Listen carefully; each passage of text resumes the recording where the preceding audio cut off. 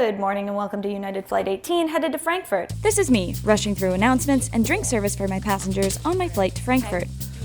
Here's your meal. Bon appetit. Except, no it's not. This is all in a simulator in Houston, Texas. You could get a grip on the front. Like, I could hang on.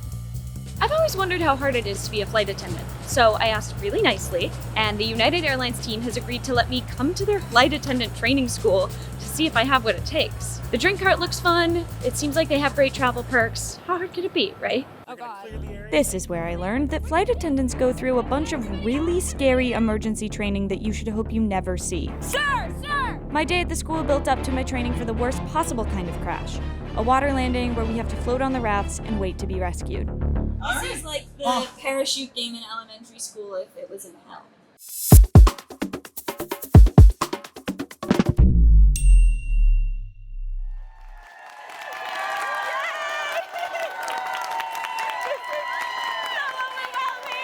I'm Macy. I'm Michael. Welcome to Houston's in-flight training. This training facility is massive. It welcomes over 100 new hire flight attendants each week and 30 current flight attendants who return for a refresh of their training. They learn both service and safety and have to show proficiency in physical tasks like opening emergency exit doors, memorizing procedures, and situational judgment. With issues on planes becoming more common, this is more important than ever. We started with service training. This is Angelique. She's going to give you some tips on how to be a proper flight attendant and board an aircraft. Good morning and welcome to United Flight 18 headed to Frankfurt. As you find your seats, place your larger bags in the overhead bin, wheels first. Please keep your smaller items and jackets with you until we found space for the larger carry-ons. I'm going to show you how to use our behind the scene, how to set up the trainer. These training plans are very in-depth, simulating every moment of a flight with videos in the windows and plane noises over the speakers. Once we are ready, when you're about to do the safety demo, we're going to set this up for pushing back. And look at the little airplane moving. Cute! Oh, so cute. And noise just started in the cabin. That's exactly right. So now we want to So we're about to do, push back, and then I hit play. And that started noise in the plane, and it changes the stuff on the windows. That's exactly right. And the flight attendants are going to be in the aisle, and they're going to perform their safety demo. What does crash landing do? Oh. Whenever the seatbelt sign is on, Now I got to do the first thing on my play pretend flight attendant bucket list, the safety demonstration. To fasten, slide the metal end into the buckle. Tighten by pulling the loose end of the strap. Lift the buckle to release. It's also unlikely, but if necessary, oxygen masks will drop from above your seat and from the restroom ceilings.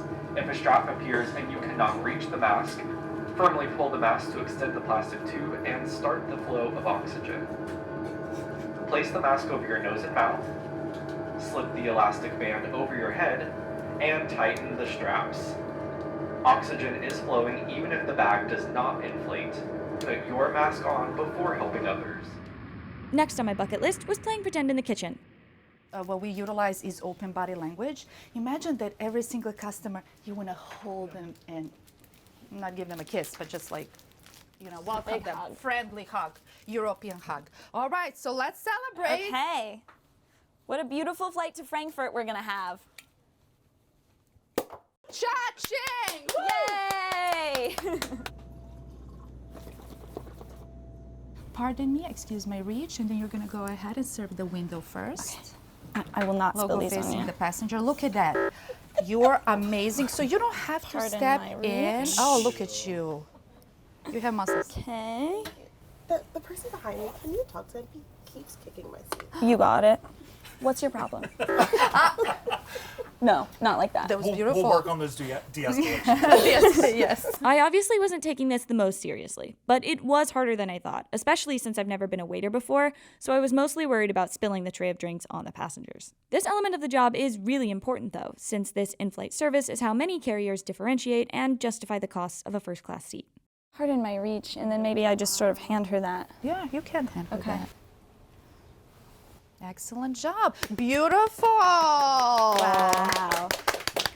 Do you think this is fun? Scene. I do think it's fun. Now we need to get them our entree, so we need to dish it up and make it all pretty for them. Okay. We're gonna roll it. Natural. Let's plates. We're gonna. I assumed that Love this it. stuff came pre-plated on flights. So we're gonna go ahead and we're gonna deliver it. Pardon my reach. And a little sauce. That's great. Thank you so much for being aboard. And I'll bring your food in a second. Here's your meal. Enjoy your meal. Enjoy your meal. Bon appetit. I should have got that. You should have it. Looks way better, doesn't it? Hurt you, itcher. And here's your beverage. Yeah. You're welcome. Excuse the cart. Watch your elbows. As you're learning right now, there is more to it. There's a lot more to Yeah. it. Yeah, this is just the most customer facing. And that's exactly right. Customer service is what the customers see. Yeah. And we do the best. Amazing. You did a great job. Yeah. Thank you. True flight attendant. Yes. Beautiful job. All right, are we ready to move on to the next thing, Macy? Thank you. Yes. Let's do it. Let's go. Thanks, everybody. Bye. Thank you so much. Good job. Something that fits somewhere between service and safety is handling passenger behavior, which has unfortunately become much more of a problem lately. We definitely teach de-escalation techniques where, we do throw different scenarios at the trainees, disgruntled passengers, missing luggage, seat dupes where, customers are both given the same seat assignment, and we test them on how they manage that environment. We talk to them about, keeping calm. We use the calm method, breathing techniques. If you're getting ready to go out and travel the world and find different cultures, talking to a New Yorker is a little bit different than talking to somebody from the Midwest.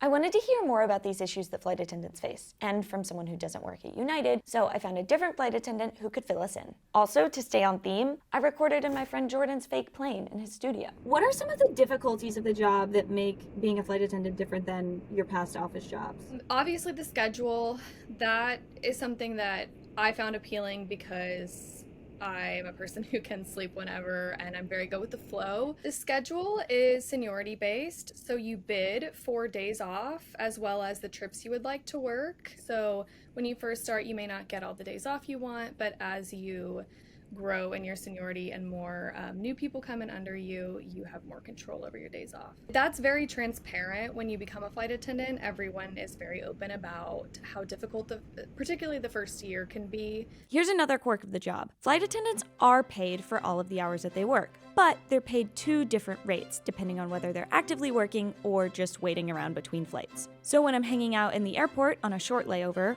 or stuck in Dallas for 13 hours, I'm paid very little. But from the moment boarding starts, I'm paid the much higher hourly rate. This rate also goes up a lot with seniority. But the gist is the average works out to be lower. For example, if I fly for 5 hours and then have a 16-hour layover before I fly back another 5 hours, that averages to $11.30 an hour for all of my time. What is the normal career trajectory? Is it common for people to work this job until they retire? Majority of flight attendants fly for a very long time, upwards of 30, 40 years. It's very reasonable and manageable to work this job your entire life, for this to be your whole career. You can kind of become like a lead flight attendant, and then you can also go into management as well. But it is very common for people to work just as a regular flight attendant for 30 or 40 years. What about the job do you wish the average person knew? I wish that the passengers knew when they're frustrated, that we're equally as frustrated, because there are many factors out of our control. It was time to learn the most important aspect of a flight attendant's job, the part you should hope you never see: emergency preparedness and safety. Quick note before we get into the safety training portion. These upcoming clips include scenes of simulated plane crashes. That's obviously a very serious thing. United takes the training for those things very seriously when they're actually doing trainings. I, however, kept it pretty light, because if I reacted to these situations as if they were real emergencies, it would be really scary and miserable to watch. But just know that United actually does take these trainings very seriously when they're training their real flight attendants. So have you ever been on a flight where someone had a medical emergency? Luckily, no. That is a very good thing. That's great. Flight attendants aren't certified in CPR, but they do know little basic life support things. So Samantha over here is going to show us what flight attendants learn for first aid and basic life support. The FAA is actually pretty light in their medical training requirements for flight attendants, and just say they need to have initial instruction, including performance drills, in the proper use of AEDs and CPR. Check to see if the person is conscious. How do we do that, Sam? Are you okay? Are you okay? Let's hear it. Are you okay? Are you okay? Hey. Hopefully we have medical professionals on board. We don't today, so you're gonna provide basic life support. Oh no, okay. Lift method. There you go. And look, listen, and feel for breathing. Open the airway using the head tilt chin lift method. We used to say to do it to the beat of Staying Alive, but I think we're a younger crowd these days. So we're gonna do it to the Pink Pony Club. Pink Pony Club, I'm gonna keep on dancing. I don't think I'm on at beat the... at all. Oh, Pink Pony, da, da, da, da, da, da. We don't have the rights to the song, but that's okay. You're gonna clear the area, say clear. Clear. We're gonna dance, we're gonna dance. Your person's alive, he's showing consciousness. And you turn him on the side. He's good to go. I saved a life today. You saved a life. How do you feel about that? I don't know, is he a good person? Next up was door training. They have models of every United plane in use. We try to train as in realistic of an environment as possible. Right. So we have things like the audio, we'll play sounds like the captain giving commands saying open the door or release your seatbelt, and that trains them in an emergency to not necessarily think about something, they just know how to respond quickly. Right. This one simulates a water landing. Yeah. So when they look You outside, never want to see that outside the you window. that's never what you want to see when you're outside. I think this one is Jet Bridge. What if I do this? Passenger panic.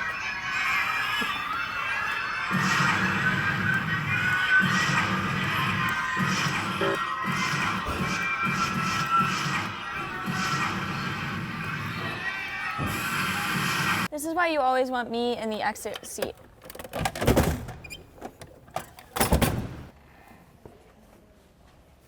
Safe and alive.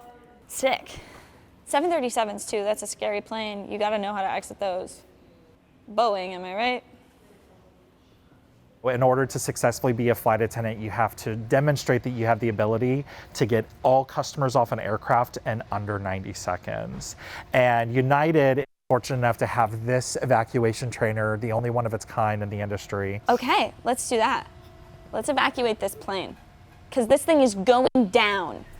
All right, time for my flight. This should be a relaxing ride.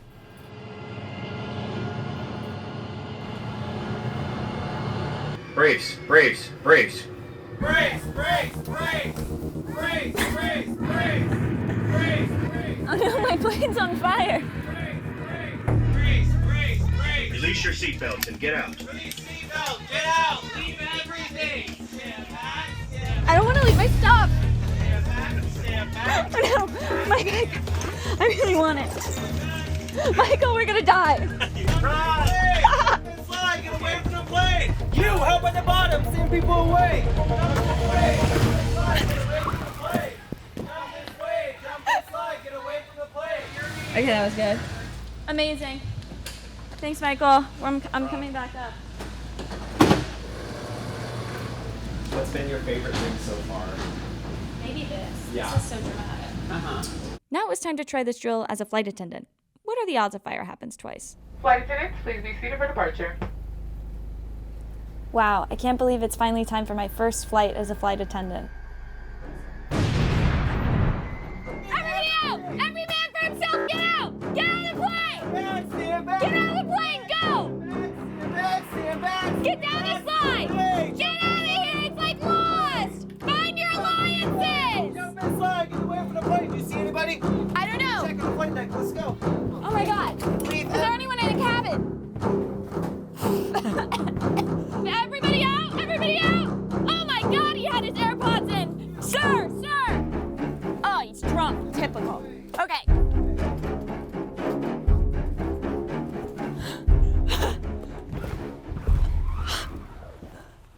I saved your life today. You're welcome.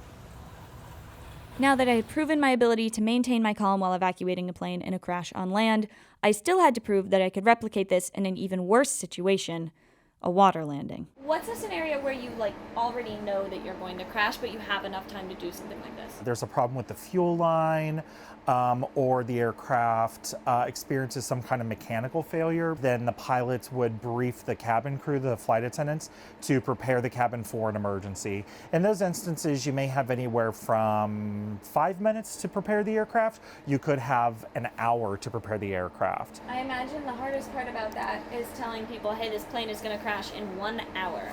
Just chill out till then, though. Yeah, chill out, we got this. And it's a lot of the announcements that we read as part of that checklist keep reiterating that your flight attendants and pilots are trained for these kinds of scenarios. All United flight attendants have to pass this drill to graduate, and now it was my turn to try.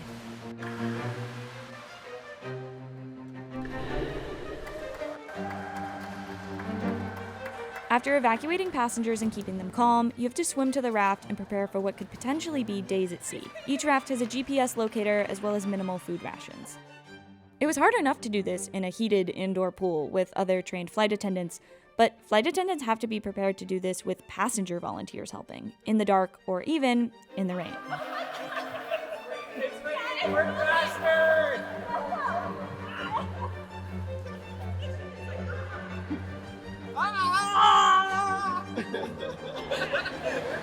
Stick it right through there, and then it snaps in there. If I'm ever in a plane crash, the whole time I'm gonna be like, you guys would never believe that I've done this before.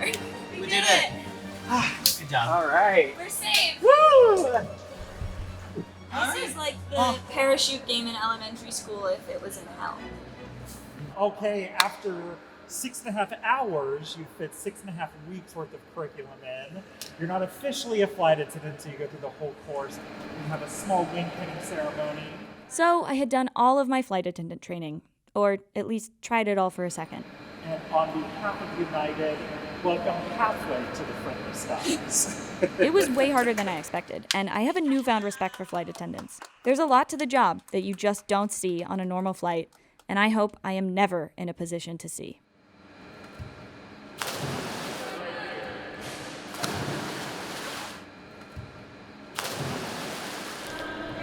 You wanna play mermaids? You wanna play mermaids with me?